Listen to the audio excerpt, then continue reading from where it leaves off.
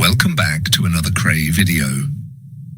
Please subscribe to our YouTube channel so you don't miss any videos. And for people really interested in the Krays, check out our private Facebook group, Krays, Crime Lords of London. We're a friendly and moderated group which has been running since January 2018. Please come and give us a try.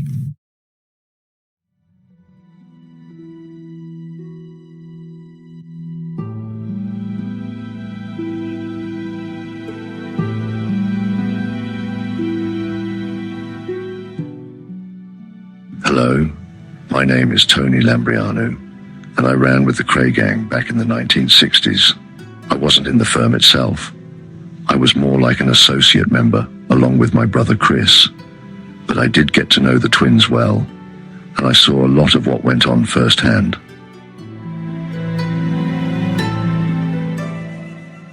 I'll only ever tell this story once, and when it's done, I'm going to walk away from it for the rest of my life.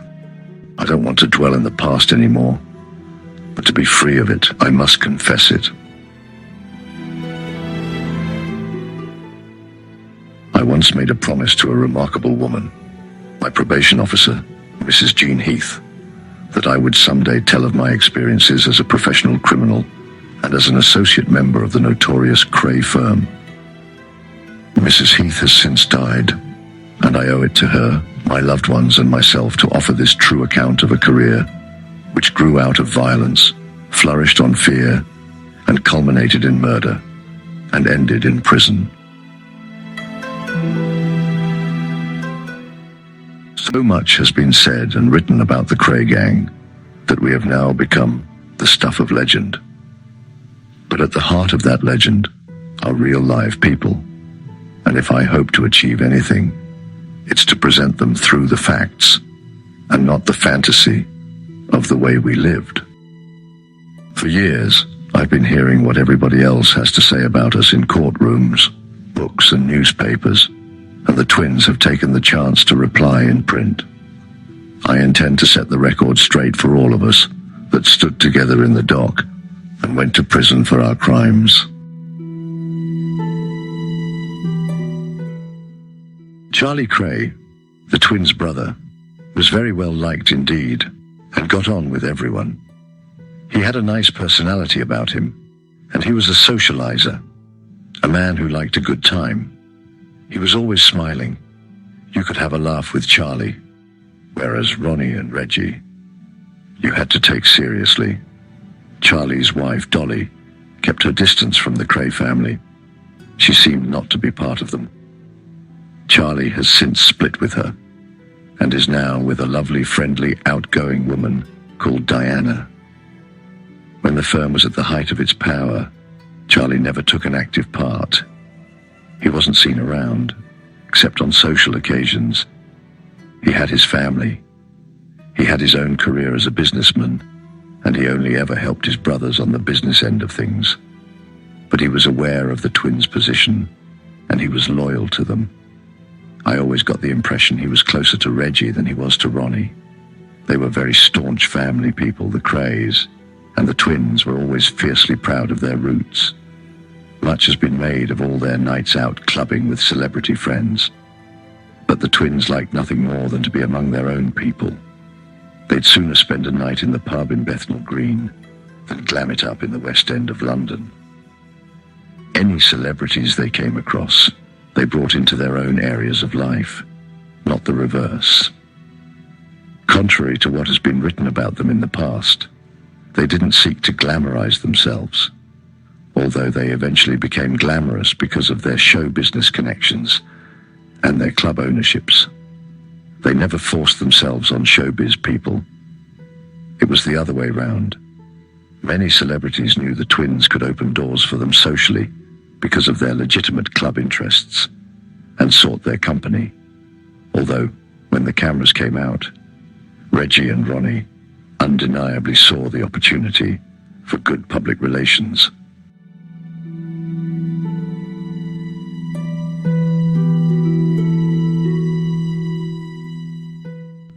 Other well-known personalities, of course, were aware of the twins' notoriety and wanted to know them for that reason. Wealth and crime tend to mix, and showbiz and crime mix even better. Wealth, crime and stardom are an eternal triangle. Entertainers, actors, actresses, and sportsmen spent hours with the twins in clubs. I met Sonny Liston, whom I found to be a little bit aloof, among a host of champion boxers, and I shook hands with singers Lenny Peters and Joe Brown, both very likable chaps. Christine Keeler, who sparked the Profumo political crisis of the 60s, was photographed with Reggie and Ronnie. Some lasting friendships did grow out of these celebrity liaisons. Diana Dawes and her husband Alan Lake were very, very nice people who had a real fondness for the twins, as did Barbara Windsor, another East End girl who never forgot her roots. Judy Garland was a genuine friend who was proud of her connections with them. She was the guest of honor at one of their pub nights in Bethnal Green. You never knew who you were going to bump into next when you went for a drink with the twins. One night, I had a meet with them in the Old Horns. Two Scottish guys were in the company, one of whom was destined to become an extremely well-known criminal, Jimmy Boyle. At the time, he was on the trot from the police, and like most villains, was more interested in seeing the East End than the West End. Jimmy was the same age as me, and he was very well regarded in Scotland at the time. My Nicky and I showed him round a few pubs at Reggie's request, and he turned out to be a very polite fella, nothing like his reputation. A few weeks afterwards, he was nicked and charged with murder in Scotland.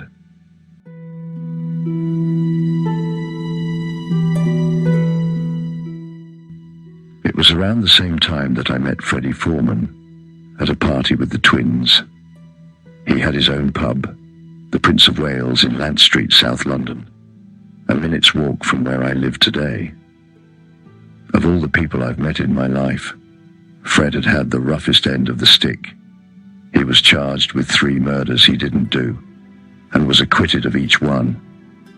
Every other serious crime there is, he was accused of at one time or another. He had a great love of children and family life, Fred, and he was a big fan of boxing and sport in general. I always knew him as a man of integrity, honor, and decency. There was a disgraceful attempt to belittle him when he was dragged onto a plane in Spain and sent back to England to appear in court. He was subsequently found not guilty of participating in the £26 million Brinksmat gold bullion robbery at Heathrow Airport in 1983, but he was convicted of handling money from it and sentenced to 9 years, an outrageous sentence. Had it been anybody else, it would probably have been 2 years. Ronnie Knight, Barbara Windsor's ex-husband, has also been suspected of an involvement in Brinksmat.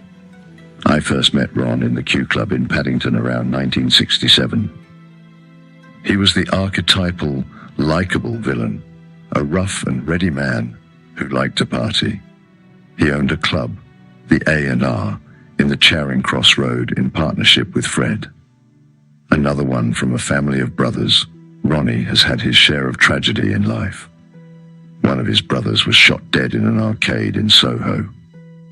Ron was accused of murder in what was said to be a revenge attack and acquitted.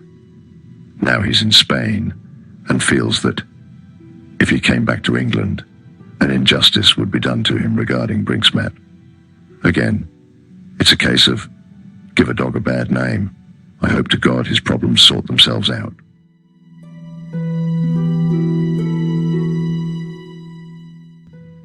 The twins' nose for the law was second to none. Sometimes we'd be in company when, out of the blue, Ronnie would announce, "The law's about. We're leaving." Everything would stop, and we'd move out immediately. 9 times out of 10, he'd be right. The strangers he'd noticed would indeed be coppers. Every pub Reg and Ron went into was thoroughly checked over by members of the firm before they arrived, as a security measure against the police and other villains. If you saw Albert Donahue, for instance, you knew the twins weren't far away. They would take over the door and put their own men there, so they could keep tabs on who was coming in and out. Photographers in clubs frequently had the film in their cameras taken off them, and anyone who came over, making themselves busy in a drunken state, would get a right-hander. A drunken man can be a dangerous man, and the twins didn't like that. I had my phone taken out because it was bugged. If I rang Ron from a call box, he'd keep it short and sweet. He'd say, "Come round," and slam the phone down. If he was in one of his humorous moods, he'd often say, "You may as well go and have a tea break," before the phone would go down. We all began to get paranoid about police surveillance. A friend of mine, Billy Taylor, told me that he once set up a meet with the twins, and they were so convinced they were being set up, they made him sit in the grave Maurice until their solicitor came and reassured them that everything was all right. In my experience, if they weren't sure of someone, they would shun that person. We never really looked upon it as a personal vendetta with the police. The twins were not men to slag off the law. They were polite, not ignorant or insolent. They had a certain respect for the law as a foe. I'm not talking about the local Bobby on the beat, who I suppose puts up with the brunt of the flak, but the gang-busting quad, which had by now been set up especially to investigate us. That squad, I'm certain, developed a reciprocal respect for the twins, whether the officers admitted it or not. I think the twins did expect to be nicked at some time, but none of us had any idea of the scale of the operation being mounted against us. Much less did we appreciate the consequences of its eventual success. I felt safe around the twins at the time. Being in their firm gave me a sense of security, a feeling of being amongst my own. In many ways, we were just like all of the other gangs we dealt with. They also had their characters. They were in it for the money.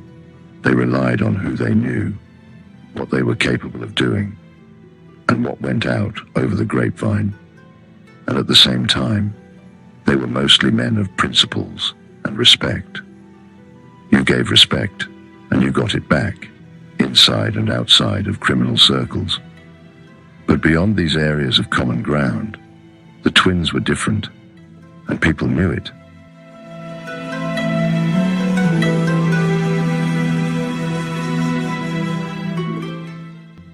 They were often called upon to solve disputes between different firms, and they were very good at it. Their leadership, through sheer personality and character, was all-powerful, so capable you couldn't imagine anything going wrong. They were the organizers, and we worked under their umbrella, which we trusted. Everything was done properly. When they were having a business meeting, Ronnie would listen to the basics and the prospects. Then Reggie would take over and discuss the finer details.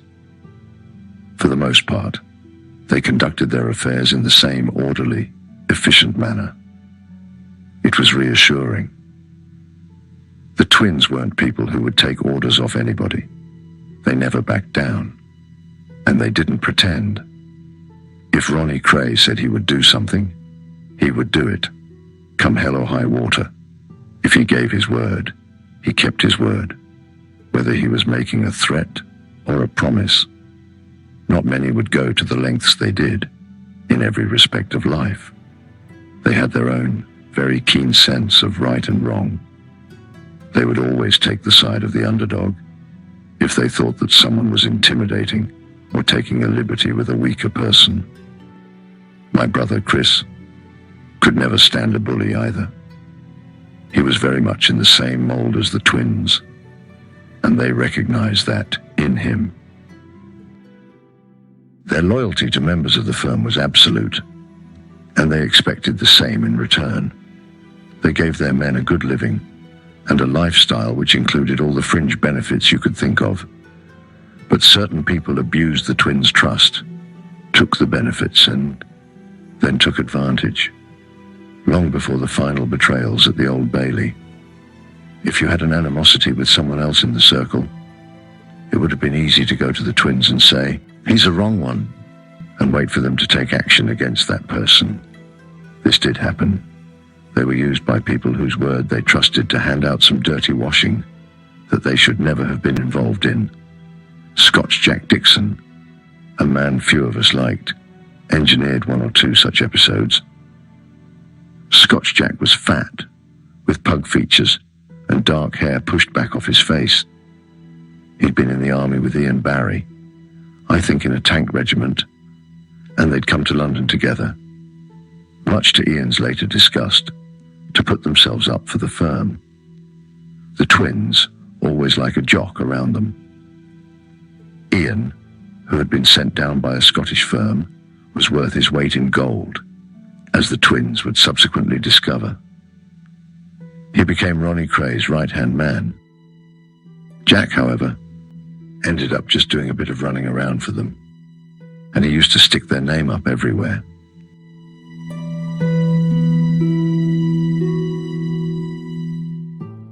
Scotch Jack was a very unsavory character, the sort of person who would beat someone up for their social security money without a thought. He would violently injure people, ponce money off those who couldn't defend themselves, and once beat up the local milkman because he wanted his girl off him. Surprisingly, he got her. He later married the woman Stella, and they deserved each other. One night at a party, when things were dying off, Scotch Jack walked around the room picking up all the boxes of cigarettes, taking any which were left in the packs, and filling them all into one box for himself. He didn't feel that he should have to put his hand in his pocket, not even for a drink or a cigarette. Because he was connected, he thought that was his passport to live on Easy Street. Here I am, on the firm. I can do what I like. He frequently went to the Regency, and he used to wait for people he knew in there to buy Stella a drink. He wouldn't think of buying it himself. I saw him beating up a kid one day, while Stella sat there laughing and drinking. That's the sort of people they were. If the twins were ever accused of being liberty takers, it was never their own fault. It was down to people like Scotch Jack doing things in their name. On one occasion, Scotch Jack Dixon had an argument with Connie Whitehead, and Whitehead rightly stuck a glass in his eye. Dixon went whinging to Ronnie. On the strength of what Scotch Jack had said, Ronnie wanted to do something about it, but he was persuaded by other people to change his mind. On another night, Dixon got a right-hander in the Regency from a man called Johnny Shea. So Dixon went whining back to the twins about Johnny. He told them, "He called you a pair of mugs." It was a pack of lies. Johnny Shea never said it. We all knew him, and he was a sound man. I liked him. In a drink, like anyone else, he might say the wrong things, but he was a nice bloke.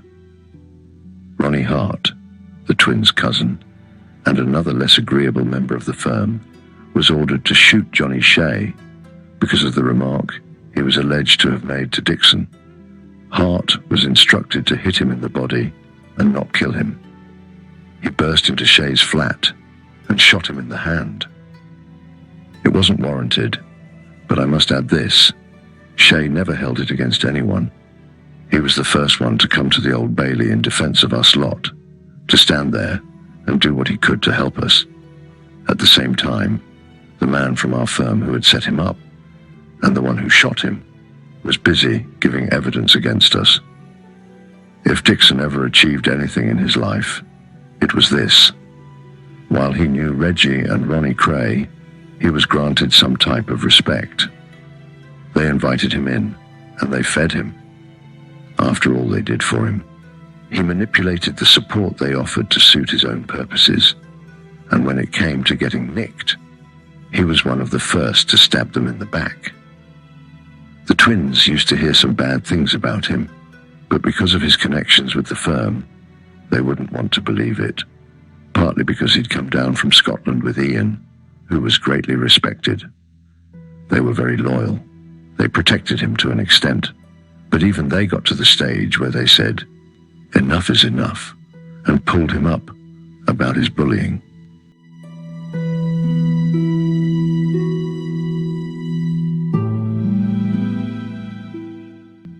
Scotch Jack wasn't the only person around the twins to take advantage of their loyalty.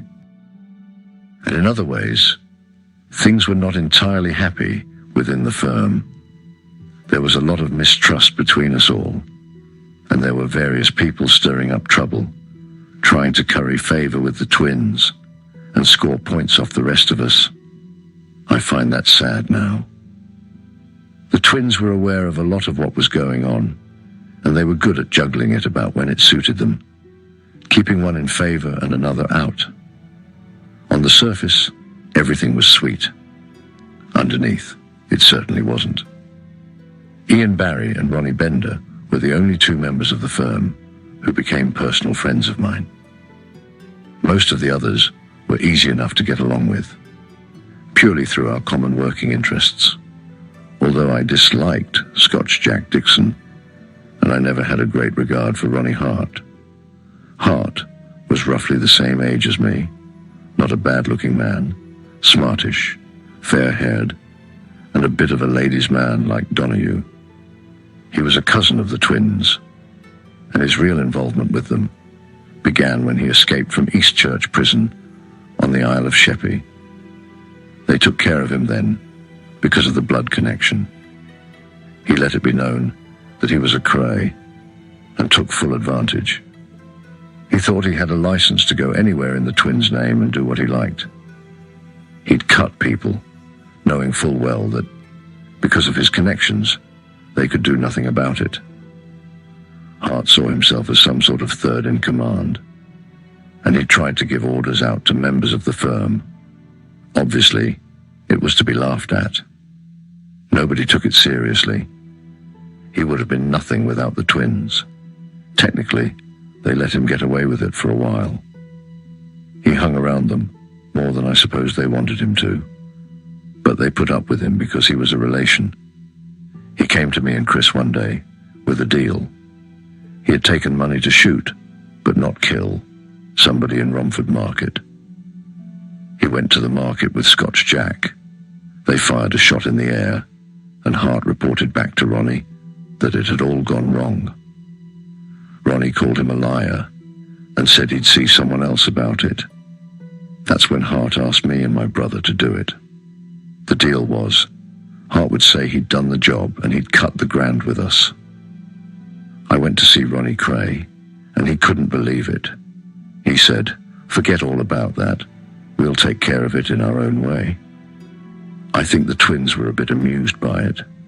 Certainly, the rest of us treated Hart as a joke, but he wouldn't prove to be so funny later on when it came to the arrests.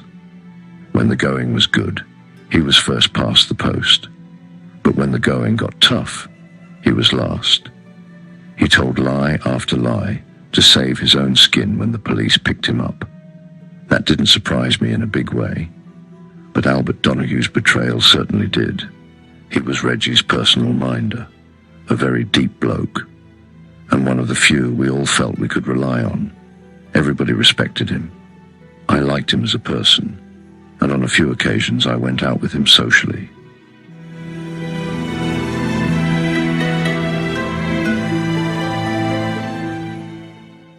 Albert was on the East End payroll, collecting protection, and I did the rounds with him a couple of times. We'd visit around 40 pubs, stopping every now and again for a drink, and an envelope would be passed to him in each one. All in all, the twins had a good income, not only from the protection rounds, but from their legitimate club interests in the Kentucky Club, Esmeralda's Barn, and the El Morocco Club. Charlie had a business too, a Thai firm in Mare Street. Protection payments were known as pensions, a word which became famous through our trial, and most of the firm were given what we called suites. You would have a payout from one particular place. And what you got out of it was your business. It was yours. In the twins' words, get your own sweets. It was a wage of sorts. I personally never got involved in the sweets because I was earning commissions through my public relations work. I made my money my way. The twins eventually promoted Albert to the West End with Tommy Cowley, collecting from club owners like Pauline Wallace, who ran the Pigalle Club, the Stork Club, and the Society Club, among others. She was one of the best-known greyhound owners in England. One night on the round, she said she was going away to the States for 10 weeks and wanted to pay all the protection up front, which amounted to a lot of money. She eventually moved to America for good and settled in Florida, a multimillionairess.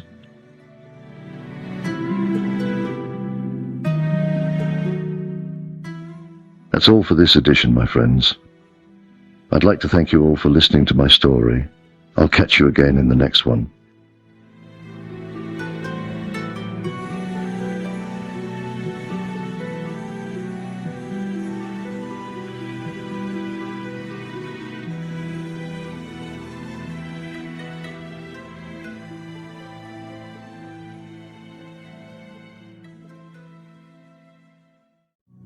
Thank you for watching. If you enjoyed the video, please join our Facebook group. It's called Krays Crime Lords of London. We're a friendly moderated group with over 1,000 Kray and other celebrated gangster videos available for view. There's also thousands of images in the photos sections. The link for the group is in the YouTube description section. I hope we see you there soon.